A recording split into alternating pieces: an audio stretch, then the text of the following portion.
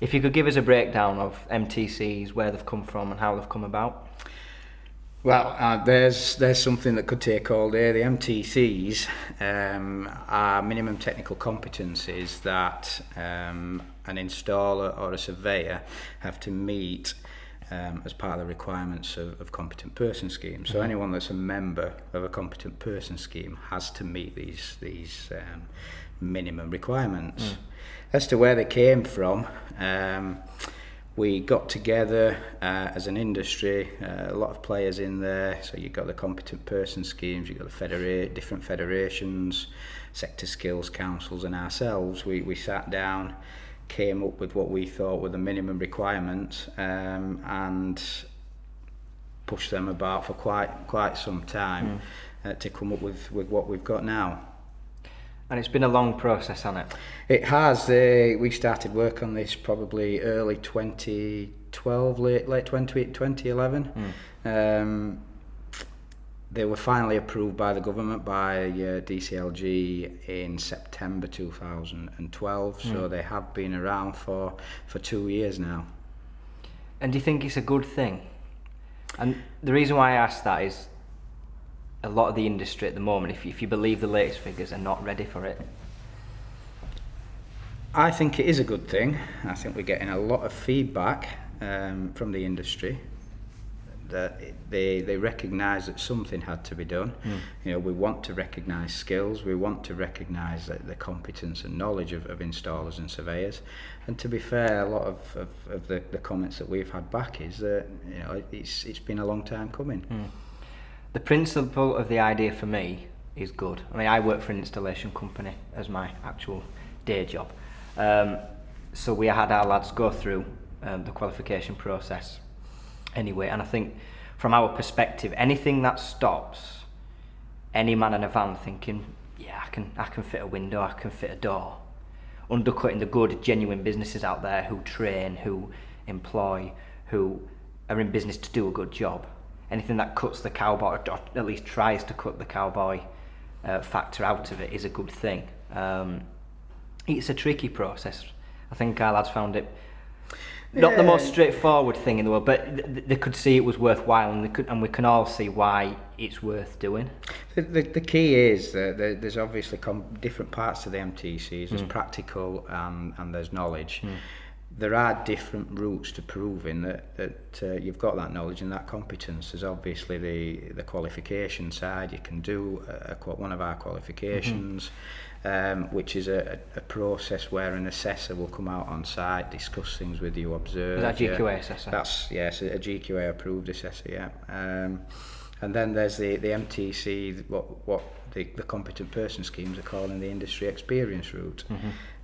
Which is almost a one-hit process, which consists of either an online test or a paper test, and then an observation of skills.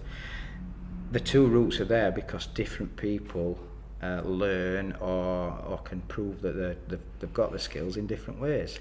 Just because one guy's got a qualification doesn't mean to say that that's right for his mate. It may be that he prefers the other route. Well, that's it. I mean, you've got such a wide, varied range of personnel in the industry. You can't just have one sort of. If you limited it to one option, you could limit, you know, the capabilities of a lot of installation businesses because of it. So, and speaking of the industry in general, I think one of my biggest points the last couple of months has been youth. Or the lack of it in the industry. So I mean, it'd be good to get your thoughts on youth in the industry and what we can do to improve on it. It is difficult trying to get young people to come into an industry that is hands-on, like the fenestration industry. They tend to want to go to college. You know, I don't know the answer. I don't think there's a magic answer as to how we get them in the industry. I think one of the ways that we could is by showcasing the youth that is already in there. Of course, we'll no doubt talk about that through the NFAs. Yeah, and the young person category. But it's not an easy industry to sell to the school leavers and the college leavers. It's not the most glamorous, but I think what needs to be put out there is the fact that people make a good career out of working, whether it's in sales, whether it's in fabrication, whether it's in installing. I know that's a more hands-on side of things and it's a bit more labour intensive, but the fact is you can make good money. You find the right company with the right employees who treat you right, train you right.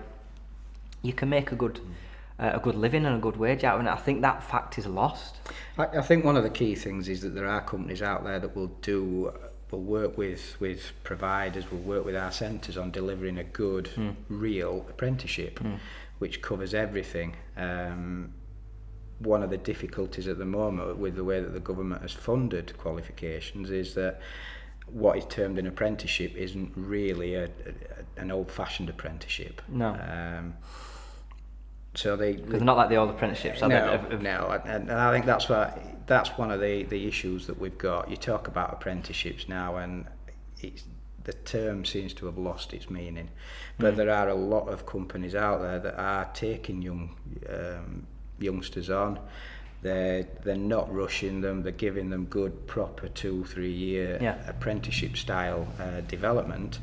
And again, that's where our centres come in. That's where our qualifications come in, because that gives them the framework to work to.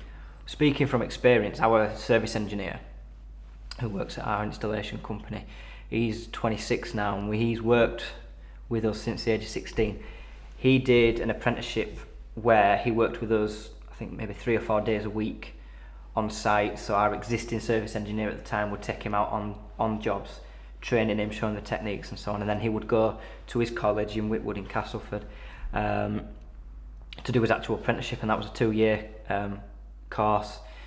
And since then he's been one of the best members of our team. The comments we get from customers, the feedback, the positivity, and his skill set's amazing. It's one of the best we've ever had, and that's what our customers tell us, our repeat customers. It pays dividends. Yeah, it goes to show that the right employer that can put that time into that youngster will get them to that position. And I do know that your service engineer has one of our qualifications. Yeah, I could prove it. Yeah, I think going forward in the future that we do have to get the facts out there about the industry. I think one thing colleges do, and even universities are guilty of it as well, they don't focus that much on trades, I've found. I think the universities they don't make their money, or they don't get their, there's no income, there's no revenue for universities in trades. They have their place, but we do need to get the process right for industries such as ours.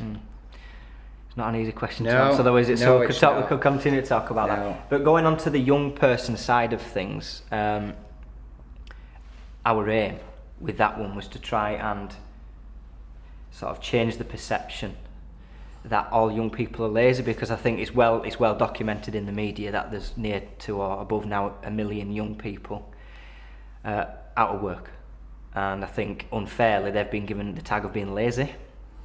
And I mean, that's not the case, and I think that's why the Young Person Award means a lot, to demonstrate that there are young people between up to the age of 24 actually, that there are good young people in our industry specifically. Yeah, I mean we obviously offer qualifications for all ages, so this is not just aimed at 16 to 19s. No. This is everyone working within the industry, but one of the key reasons for having a qualification is that it does give that framework for a youngster to learn the right skills and get the right knowledge. There are people out there that are working with these youngsters to do that.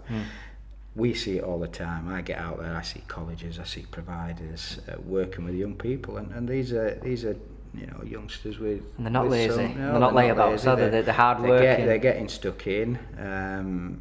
They're working to the requirements or the criteria of the quals, but more importantly, they're working with their employers, and the employers are putting that commitment and time into them. So I was speaking this morning actually to Greg Johnson, if you know him, from Warwick Sliders. No. He's 25, and he's the MD there, which to be an MD at 25, he's young, but it's an amazing position to be in. And his thoughts are exactly the same. We're talking this morning, it's the perception, it's the fact that not enough is being done to promote, the quality of youth. Because just because you're young doesn't mean you can't do anything. No. But you have to be giving people that faith. Yeah. So on to that, I mean, why did you decide in the end to get involved with that award and the NFAs in general?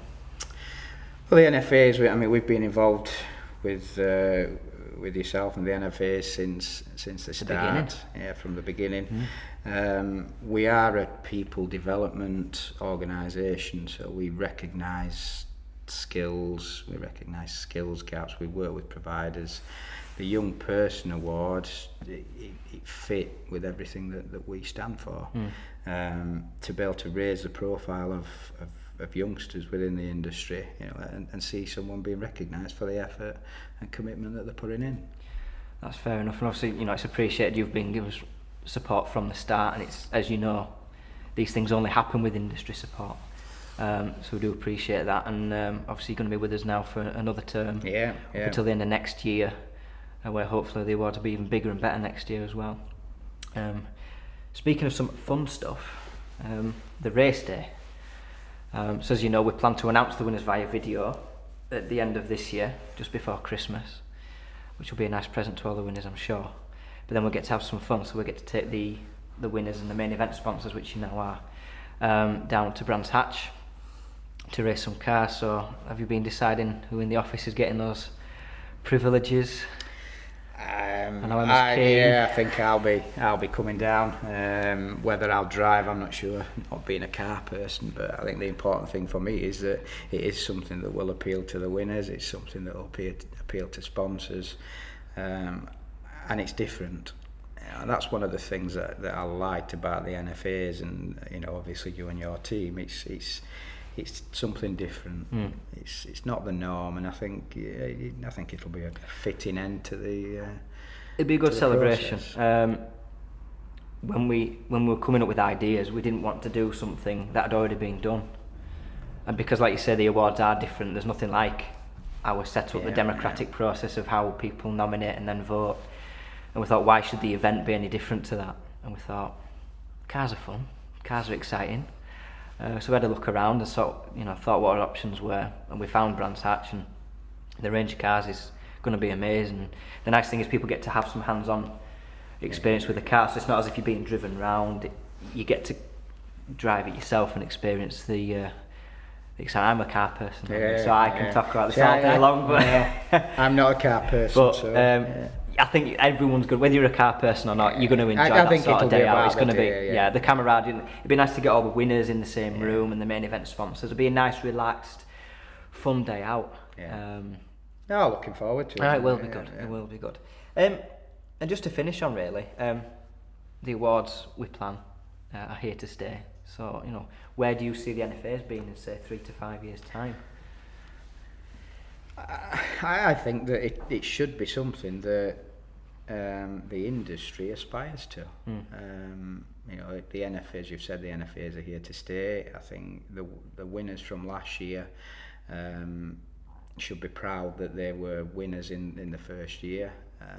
And I think looking forward, the industry should be looking at them and aspiring to be voted or nominated and voted by their peers as one of those winners. You know, so it's something that the industry looks at and displays with pride if they're nominated or. It's the peers, isn't it? It's the fact that the rest of the industry said they're a good person or they're a good business. In that category. I think to add to that, you know, comment on what you said about last year's winners being proud. I know. We've spoken to Colin from Vic, and he says he's got his trophy up there in his office, and he was tweeting pictures about it. So people are proud. They should be. And he's getting massive engagement now. And we've got close to 1,000 registered users. 1,000. That's 1,000 genuine industry people taking time out of the day to either nominate or vote to decide the eventual winners. And I know at this point we're already way past the number of votes already cast last year. So the growth and engagement this year has been amazing. We're already thinking about improvements for next year, additions, and maybe we include some extra categories. I know we've already got 13 plus the cool wall this year, so we've already got a lot.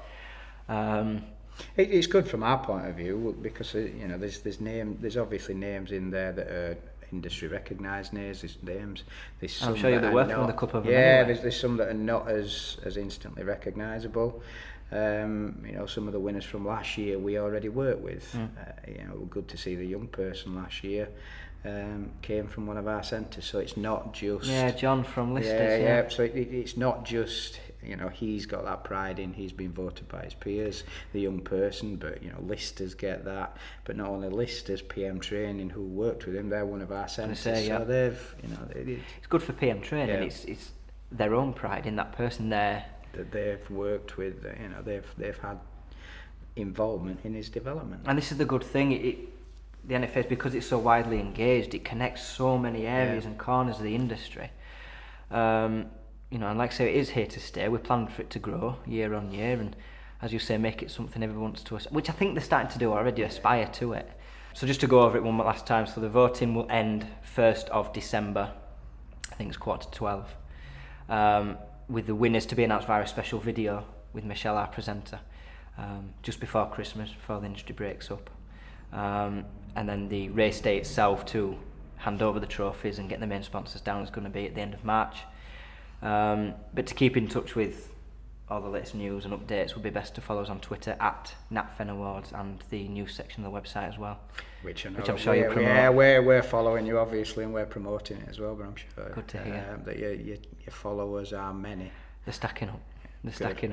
Well, thank you for coming in. Nice to speak to you. You're welcome. Been a pleasure. pleasure. Take care.